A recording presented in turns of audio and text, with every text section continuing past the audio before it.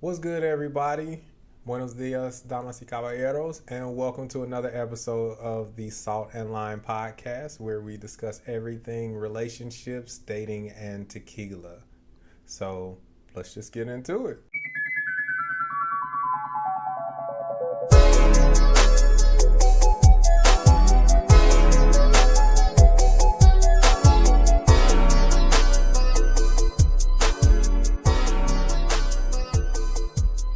Okay, so what are we reviewing today? Today, Tequila.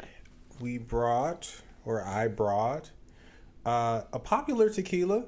I don't know how popular it is among the people, our viewers, but it is. I see a lot of advertisements for it, but it is Tres Generaciones. 3 generations. Good job. Okay, that's my basic Spanish skills coming through. Oh, yes. Tres Generaciones. now my tequila is messing up. Okay, Your tequila? Now my Spanish is messing up.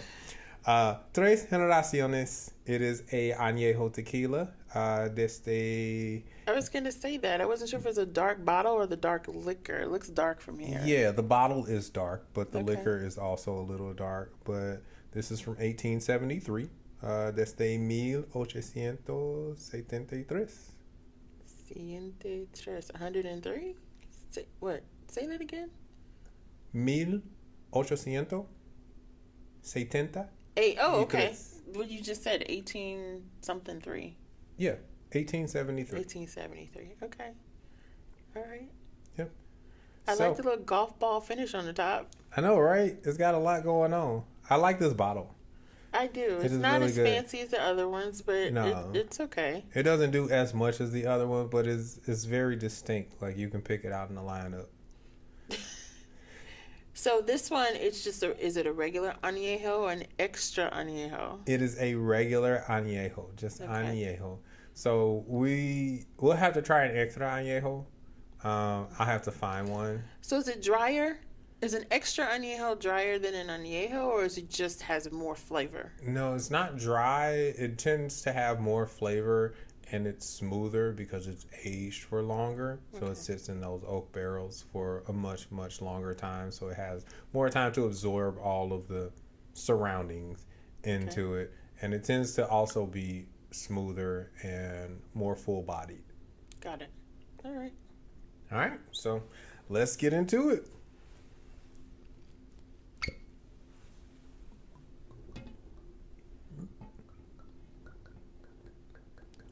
The sound is almost cartoonish. We spilled it before.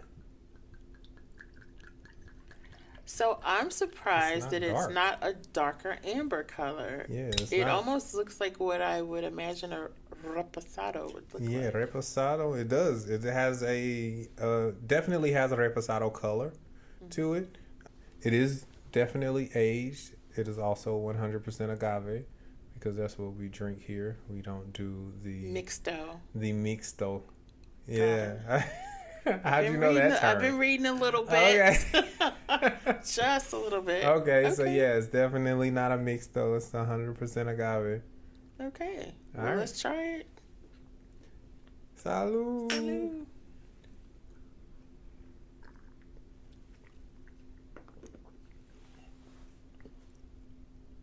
That's spicy. It's spicy, and Oaky. there's a lot of oak and lime. I taste a little bit of lime in it. The oak is heavy. But it's mostly spicy. But it's full bodied. But it's not like, it's not.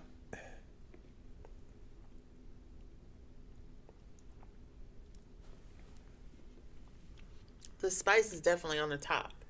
The very top note. Ooh. So it's not catching me in the throat, but it's definitely got a punch at the very beginning. It's super smooth, but that spice hits you immediately. It's like a peppery spice. That's it. It's peppery. Yeah, it's like peppery. Lots of oak and peppery. I couldn't find the word. Yeah, it gives a lot of wood and peppery and sort of tartness, like a lime or maybe grapefruit. I don't get that. No Definitely the grapefruit? oak and definitely the pepper. Yeah, but I would imagine this would be a man's tequila. it Like does if we have a had to go along gender lines, like heavy oak, heavy pepper. I don't know why. yeah. It took it there, but I enjoy it. I enjoy it. It doesn't give any burn. There's no burn on the tongue or on the throat. It does give a little bit of warmth. Not a lot. very little. The Not a oak lot. stays. But it's there. Yeah, it sticks with you. The pepper and the oak sticks with you. I wouldn't use this as a first one to try unless you're into full body flavors. No, this is definitely a experienced tequila drinkers It's okay. It's not bad. tequila. It's No. just a lot going on your tongue. Yeah, it's not what you expect No. because of the spiciness. Especially, because of the color. I didn't expect so much out of something so, like I can see through this. So Yeah. light. It's just very faint amber. I didn't think it would have all of those notes to Right, it. but it's super smooth except for the pepper.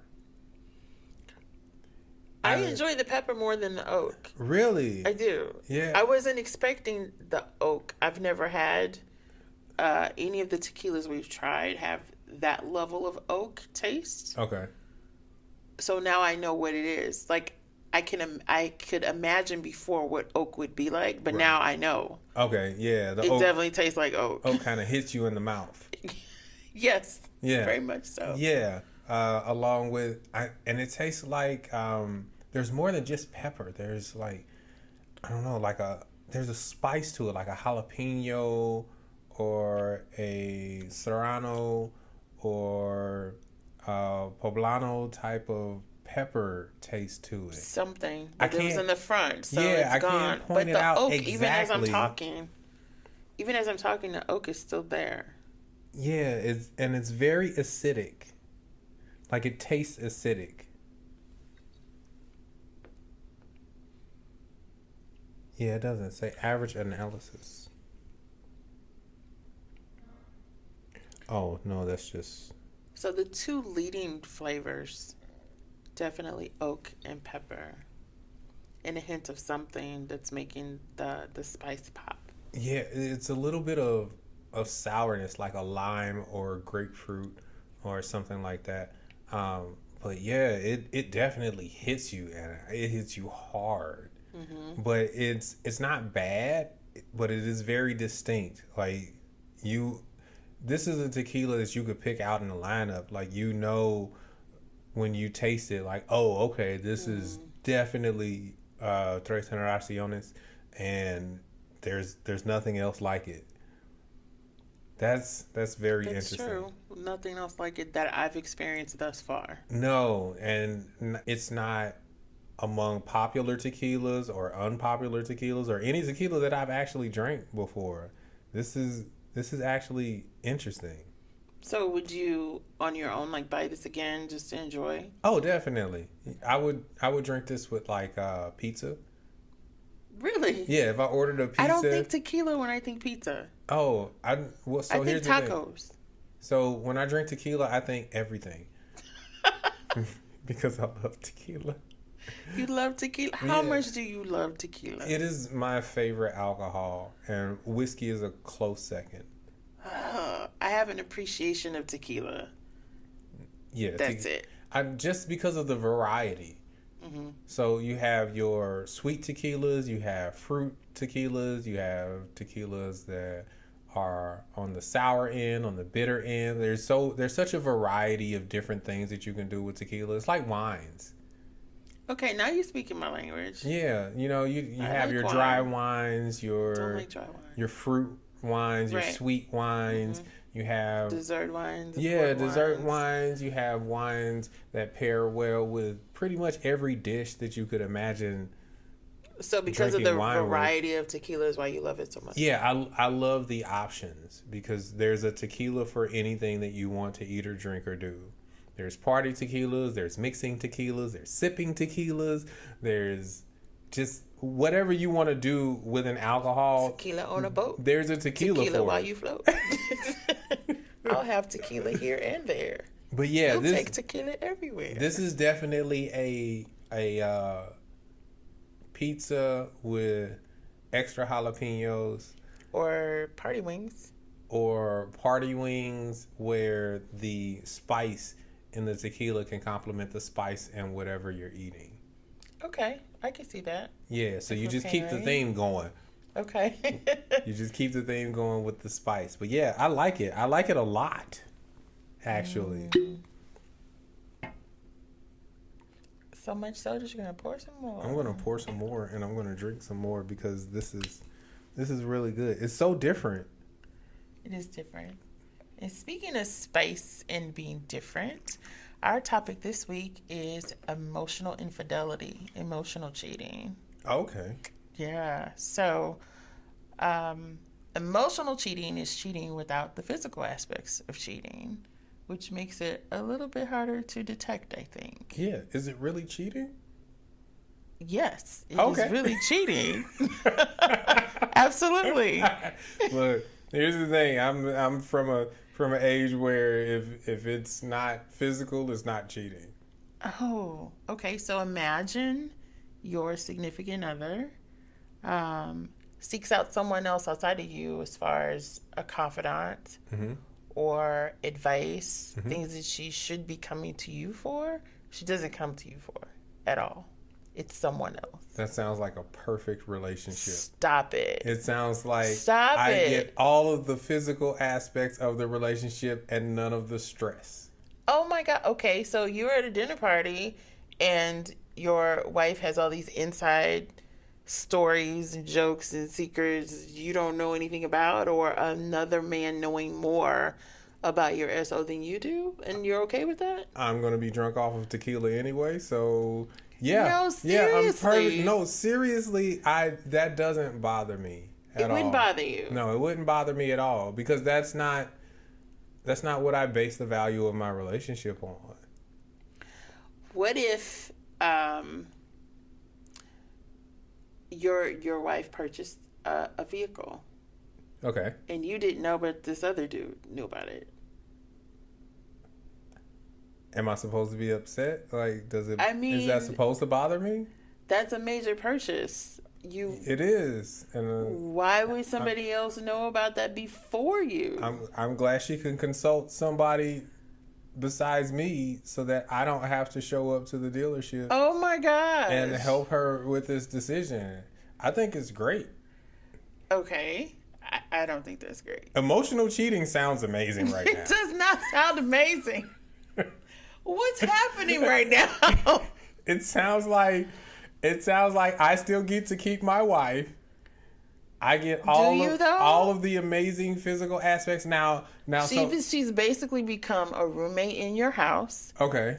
and that's all you have. Is that you all are living together, and maybe you all are sharing physically, but everything else she's sharing with somebody else. And so here's the thing: if she doesn't become distant, You don't think that's gonna happen? I don't know, but that's not what Absolutely was said. distant. So here's the thing: I would focus more on her behavior in the house than her behavior outside of the house. So if her behavior outside of the house causes her to become distant toward me, causes her to become feel some kind of way toward me where she starts behaving different when we're together. Absolutely. If Do you know what's going going to to happen? She's going to start comparing you to the work husband or whatever. Oh, okay. Well, so then. And not even on a conscious level. So let me just give you a scenario. Okay. Okay. So let's say maybe she changed her hair or got her eyebrows arched, and she comes home, you say nothing. As soon as she gets to work bae is like, oh, I like your hair, and I see you got your eyes done. He's noticing her, and her husband at home is just not said nothing, hasn't noticed anything. She's not being seen at home. She's being seen by somebody else. Okay. You're going to automatically start thinking, why does he notice, but my husband hasn't noticed, or hasn't noticed for like 4 or 5 days. And then you've got Rico Suave at work, notices everything. There's going to start to be a comparison going on. Do I win the comparison? No, you're not winning. Oh, okay. You're not winning at all. Can that guy beat me up? He probably can't. Yes, he can punch you in the face. No, if he notices things like that, he can punch me in the face, but he will lose. This has nothing to He do with will lose 100 oh times out of 100. No, we're talking about comparisons, though, right? Yes, but comparison in the mind of the woman, not she doesn't care if you can beat him up or not. The point is that he's making her feel seen. Because I would beat that guy up. He's making her feel seen, and she's finding value in that. Okay. Something that she wishes she could get at home. Okay. But she's not getting it from you. So if it evolves to that point where she starts feeling like I am coming up short and I am being inadequate because someone else is giving her the attention that she desires from me, but she's not getting, okay, then I can see that as a problem. But if it's just a surface level type thing where... Well, that's how it starts. Okay. I don't think, well, there may be some people, but for the most part, I don't think emotional affairs start out intentionally.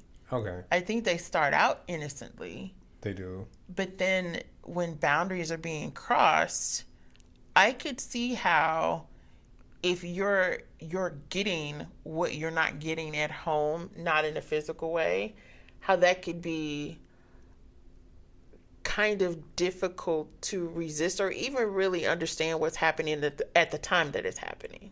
Okay. Do you know what I mean? So maybe you're working on a project at work, legitimate. Right. And you're in close proximity with another person. It's not all about work. You start sharing stuff. Yeah. Or not even sharing. Maybe they just start fulfilling needs that aren't being met at home in a non-sexual way. Okay. Like, I don't know, all the things that I mentioned before. They take notice to little things or notice to things that she's interested in. And husband's like, oh, I ain't interested in that. And I don't know. I think there's a lot that can go wrong with that all at once. That is true. But I also think that it's on the responsibility of the person that's involved to not let it evolve into something like that, or to address it with their significant other that, hey, I've experienced this. It made me feel this kind of way. I want to feel this kind of way with you. And I need you to fill that gap for me. Like I would appreciate it if you fill that gap. And as long as it doesn't evolve past anything like that, because like I'm a very capable human being. Like I cover a lot of bases, but I can't cover every base. No, but you can definitely try if it's been brought up. Like, hey, this is an issue for me. Yeah, definitely. If it's been brought up. Mm-hmm. But if it hasn't been brought up and it's just expected of me to do these things without knowing that this is a requirement or this is a desire or this is something that I'm expected to do, then, I'm not Professor X. Like, I'm not out here reading minds. So communication is definitely required. Yeah, communication is always required. And in that aspect, then, emotional cheating is probably a terrible thing because of what it could lead to. In the same way that, prescription drugs can be a terrible thing if they lead to illegal drugs or terrible behaviors. But if you can manage it, it's playing with fire. Well, I mean, everything is playing with fire. No, but that definitely is playing with fire. Okay. Because you can't really control it. Like, all of a sudden, what started out as innocent, then all of a sudden there's like these feelings there that you didn't expect. You can control it from there to not like extend it. Exactly. But once it's happened, it's kind of weird. Yeah, but you absolutely can control it. You can control... control it from happening. You can stop it from going further. Right. And that's what I'm talking about. So okay. you can't control the initial feelings from happening any more than a man can see a picture of some random person on Instagram and think that person is attractive, and but they can control whether or not they send that person a DM. Well, yeah, they can control. That's actual right. Like, you are pursuing at that point. Exactly, and it's the same thing. Well, I'm talking about these encounters that are just organic. Yeah. Not that either party went out looking for anything. I don't curate my Instagram feed. Yes, you do. Not by really. What you like. I do, but I don't and control. what you comment on. I don't then control it's- the specific individuals that come across my Instagram No, feed. no, not the specific Yeah, individuals. right. But your So- experience is definitely up to you. Yeah, so you don't have control over the environment, but you do have control over your reaction. That's true. And I think that that's important to know. Like, some people are like, you don't have a choice over who you fall in love with. Yes, you do. You absolutely have a choice over who you fall in love with. Because otherwise, why don't you fall in love with your brother? Why don't you fall in love with your cousin? I was about to argue with you, but I'm like, no, you do. Why don't you Because fall in we love with know. your child or a minor or an elderly person or a homeless person, right? There's never been a case in the history of humanity ever where someone has been randomly walking down the street, saw a homeless person and was like, "Oh, love at first sight." Well, you don't know that though. I'm just saying. Show me. So, on social media, there's a woman who is choosing to be without a home. She's living out of her car. Okay. But you don't know that unless you know her. Okay. So she actually has found love and is engaged. But it wasn't like they met her in her car. Yeah, exactly. So we choose the people that we fall in love with based on the situations in which we encounter them. But that's still a choice. A choice to act on the feelings? A choice to have the feelings.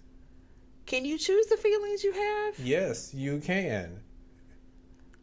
Because I would never pursue my sister romantically because she's my sister. I'm not talking about pursuing.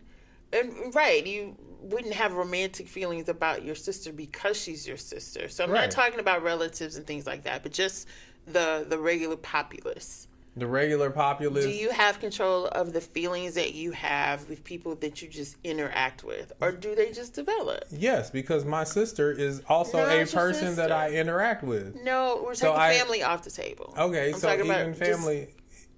just regular population, not related. But family is the regular population. Not related. Not related. And yes.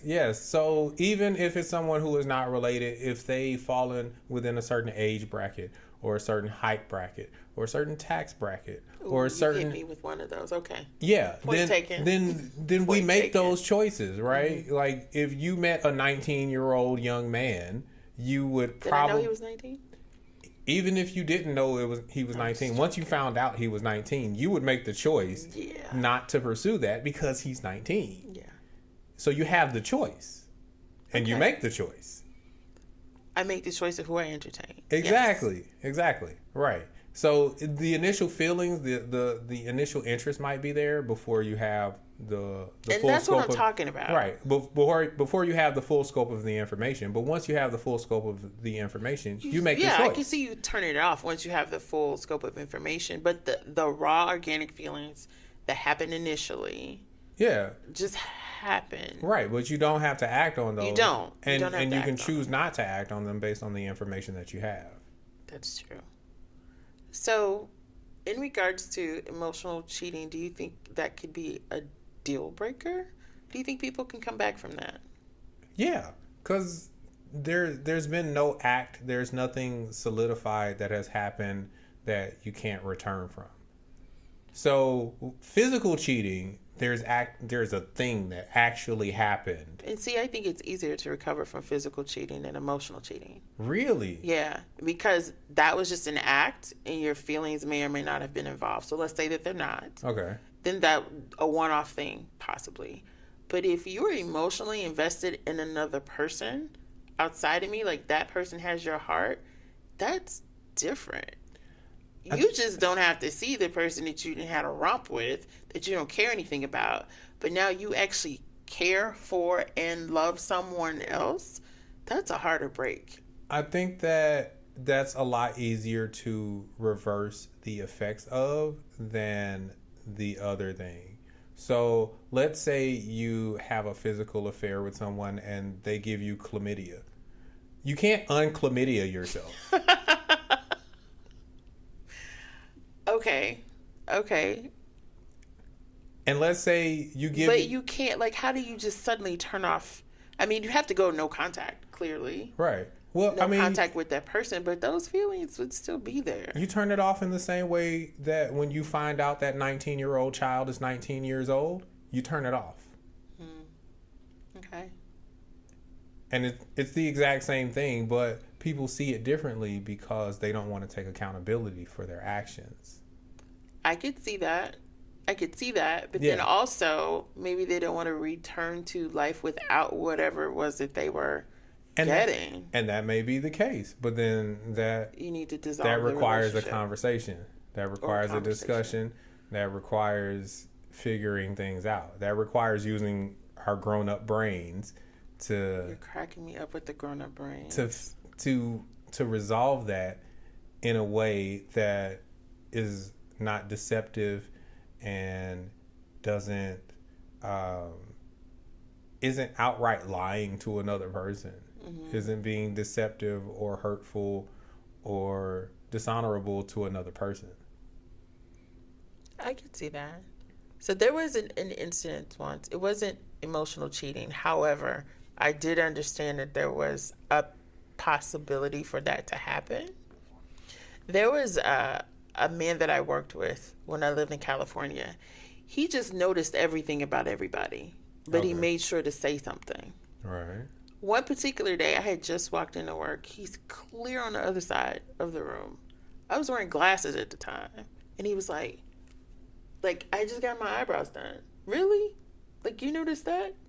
But it wasn't just that. It was that layered up on top of other things. This person, he actually saw everyone. So I made it a point to create distance because it's I don't want this to go left or sideways. Yeah. But that's just who he was. And I could see how that particular thing could be an entryway for other stuff. Yeah. Yeah. And again, it's all about personal accountability and responsibility. We have a responsibility to control how we react to initial stimuli. Mm-hmm. So if someone makes you angry all of a sudden, you have a certain level of control over whether you decide, hey, I'm going to tell this person that what they did makes me angry so that they can either adjust their behavior or that I can distance myself from this person. Or I'm going to lash out with this person with violence and action because they made me upset and that's how I react. You have that choice to make. People say that they don't, but you do. We have that level of self-control. And so we have a level of self-control over how we act on our initial feelings. Right. I agree with you there. Yeah. How we react on our initial feelings, but the initial feelings sometimes come out of nowhere. Right. Yeah. The initial feelings do come out of nowhere, but it's less about the initial feelings and how you react to them, because if you react to them properly, it never develops into emotional cheating. It's just a fleeting feeling that you have, and then you do what you need to do to not let that build into something more. That's true. So emotional cheating, like physical cheating, like any other cheating, is still a choice. It's still very much a choice. And for me, as long as the person doesn't act on them, as long as the person doesn't start treating me differently because of those feelings, and we can still have a discussion and we can still talk about it and we can still resolve whatever the issues that come up from that may be, then I don't really care. You don't really care? I don't really care if your work husband brings you flowers all the time, or he notices things that I don't notice. If you come to me and you say, hey, my work husband notices this and he brings me flowers, and I would really like if you did that because you're the person that I'm physically intimate with, that I'm emotionally intimate with, that I'm connected to, and I will happily make those adjustments and I won't have any hard feelings towards that guy. What about the term even, work husband? The term work husband is hilarious. I don't know where that came from, but I started hearing it. It is so funny to me. Here's the thing. I don't I don't mind work husbands. Like, we can hang out and play video games and work on the car together. I don't mind work husbands. As long as it doesn't evolve into, something more than that where it affects our relationships, I don't really care, Okay, let me ask you this. Let's say your wife comes home, you're on the game, she decides to just call her work husband and have a conversation. You're off the game and she's still on the phone, not giving you any kind of attention. Does that bother you? It's the aspect of me getting off of the game and seeking attention, and her putting off giving me attention so that she can give attention to someone else. Whether it's a work husband, whether it's her friend, whether it's her mother, unless so it's something critical. Off the phone. Yeah, unless it's something, critical, I think that our relationship as husband and wife is more important than anything outside of that. Okay. So it doesn't matter if it's a work husband, if it's a person and she's like, I can't tend to you because I'm having a conversation with this person that isn't critical. Like, nobody's dying, nobody's endangered, there's no critical information that needs to be portrayed or that needs to be relayed, but I just want to give this person more attention than I want to give you. Then that in and of itself is a problem for me. Yeah, well, it would develop into that eventually if it kept going. Maybe not. I don't know. I tend to take things at face value. I don't think about what things can develop into because we don't know for real. So I tend to think relationships are always doing something. Like plants, they're either growing or they're dying. Okay. You may not see the growth on the top, but there's definitely stuff going on underneath and on the inside. Okay. So either we're connecting and we're growing, or we're disconnecting and we're dying. Where are we at? What are we doing? There could be a stagnant period of growth. I don't know, but make sure you stay in the same pot. Yeah, not somewhere else germinating. Let's not do that. I don't view that as an indication of the stagnation of our growth. Okay. It's a thing. We are social creatures. Mm-hmm. We crave interaction. We crave variety. But it is the actions that separate us, what is morally good from what is morally reprehensible.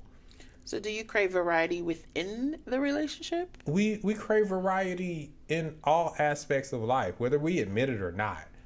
I'm sorry, I didn't say that right. Not within the relationship. So if you are in a monogamous relationship, are you still craving variety, meaning another person? Not necessarily another person, but different experiences within the relationship, whether it be with that person or if that person is unwilling, then there is a potential to go outside to another person. But yeah, we crave variety. We do. So before going out to another person, would you dissolve that particular relationship or just... No, it would be a conversation. A conversation. It would definitely be a conversation, and the conversation would be like, hey, there are things that I would love to experience, and I would prefer to experience them with you, but if you are unwilling or unable, then I would ask that you grant me license to experience them without you. It's so corporate. And if not, then we may have to dissolve the relationship. I can appreciate that as long as there's conversation. Yeah, there's communication. There's always a conversation and communication to be had, and I think that's important. But I also believe that people are afraid of the conversation. They're afraid of where it may lead. They're afraid that they won't be able to articulate themselves in a way that the other person can understand, and it can lead to chaos, and it can lead to all sorts of terrible things that people would prefer to avoid. Speaking of being afraid of communication, what if you noticed that there was something amiss with your connection with your wife, but noticed that she was connecting more with someone else, but she hasn't said anything? Would you approach the subject? Would you start that conversation? Yeah, I always start the conversation. I'm always happy to have whatever conversation that's needed to make our relationship better and our relationship thrive. Mm-hmm. Now, if she is unwilling to have that conversation once I initiate it, then there's a problem that we need to either work out or we need to go our separate ways. So what if she does have the conversation but doesn't admit that there's anything going on? Then she's a liar. But if she's not physically doing anything, maybe She's to still a her liar. that there's nothing going on. I don't like liars. No. She's still a liar. Oh my gosh. And I don't like liars. Like, be honest with me, be honest with yourself. Mm-hmm.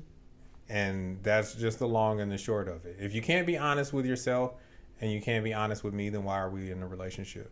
That's a very good question. Do you think that there are some boundaries that could be communicated to prevent emotional cheating from even occurring? I think that there are, but I also think that it requires a level of honesty with oneself to even set those boundaries accurately. So are you talking about like just internal boundaries that I have myself, or these being communicated with your partner? Yeah, both. Both. Okay. Both. I think that we need to have boundaries that we set for ourselves while we're in relationships, lines that we just won't cross. And there are also boundaries that we need to communicate with our partners about lines that we don't cross unless we talk about it first. Okay. But there is a level of self-awareness that is required in order to do that. And self-awareness is few and far in between I think there's in levels this day to and it. age. I think there's levels to it. And you're right. I've found that too. Yeah. People are largely not self-aware. They have no idea how they are perceived by other people, or even the extent of their own thoughts and feelings.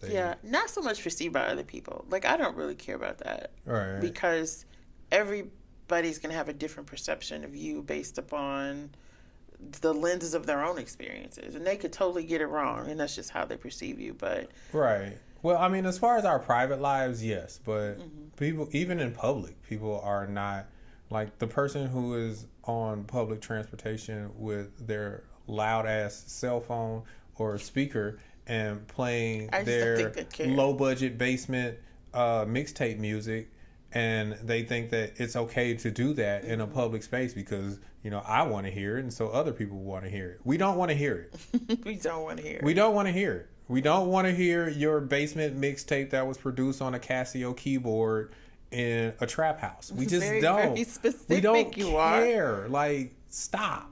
Yeah. Put your earbuds in. Listen to your music. Don't say it too loud. And let us get through this 7 a.m. commute to work in peace. So, yes, creating boundaries does require a certain level of self-awareness. Okay. What kind of boundaries? Do you have any examples that you think would be beneficial to prevent that from happening? Well, as you say, relationships are like fingerprints. Oh, you remembered me saying that. I do. I remember a lot of things. And they really are. Yeah, relationships are like fingerprints. And so I think that those boundaries need to be defined and set specific to every relationship. So there's no one set of boundaries, because where some person might be able to be perfectly fine having a work husband and having that emotional connection, but not letting it extend any further than the workplace, and just casual conversation within the workplace. Or somebody might have a work wife, and it doesn't extend past us eating lunch together and having inside jokes about work. Others may not be able to handle that. Others may feel compelled to take it a step further because they have less control over how intense those feelings become. So what if it's like cool for you, like you're having lunch with your coworker or whatever, and even your significant other is like okay with it, but the coworker starts to develop some crazy deep intense feelings for you. Now what? Like, how do you, other than obviously stop having lunch, but how do you navigate that space in a place that you have to go to every day? So I believe that our society operates and functions and maintains its level of civility based on a low level threat of violence. You and this violence. And so, because of that, I think that needs to always be on the table. Like, hey, if you don't stop pursuing this, not only will it cost you your job, but it also might cost you your health and safety. So relax. Oh my gosh. Oh my gosh. I get reporting it, but health and safety? Yeah, because sometimes people don't care about losing their jobs. Everybody cares about losing their life. Okay. Is this from a real life experience? It's the nature of, it's the law of nature. Okay. All right. It is the law of nature. Okay. So overall, I think it's probably best to state that self-awareness goes a long way. Definitely. With keeping your relationship on track. And so does communication 100%. when things kind of go left. Even if you anticipate the conversation might be explosive. But if you're self-aware, then you'll probably be able to navigate the pitfalls of any type of emotional infidelity that's coming your way. Definitely. If you remain self-aware and you remain diligent in your communication with your partner, your relationship can endure and survive pretty much anything. Yeah, the issue comes in when people become scared to talk to their significant others about one thing or another because of fear. As long as both people are still invested. Yeah, you know, yeah. 'Cause you can talk about anything and one person will be like, you know what, I'm out. Like, right, but then come to the end of the road. But here. that's a failure of communication on the other person's part. Then you think so? I do. If I come to you with an issue and you shut down and you go, okay, whatever it is you want, that's a failure of communication on your part. Or maybe I'm communicating. I acknowledge what you're saying. I no longer want to participate. Well, okay, so, but if you say that, then that's when the relationship comes to an end. But if you continue the relationship and you don't say that. Oh, yeah, like then, silent quitting. Exactly, like quiet quitting. Yeah, that's a failure of communication on your part if you decide to just quit and not give notice or reason or anything to the significant, to the other party, but just expect them to figure things out on their own. Yeah, so self-awareness, communication, and actually respect. Yeah, mutual respect for one another. Yeah, so that's the way to go, to stay on track. Yeah, yeah. So that concludes our episode in regards to emotional intimacy. Please share, like, and subscribe. And if you have any tequila that you would like for us to review, please drop it in the comments. As well as if there's any topic that you would like the two of us to explore, we'd certainly be happy to do that in future episodes. Thank you so much for watching, and we'll see you next week.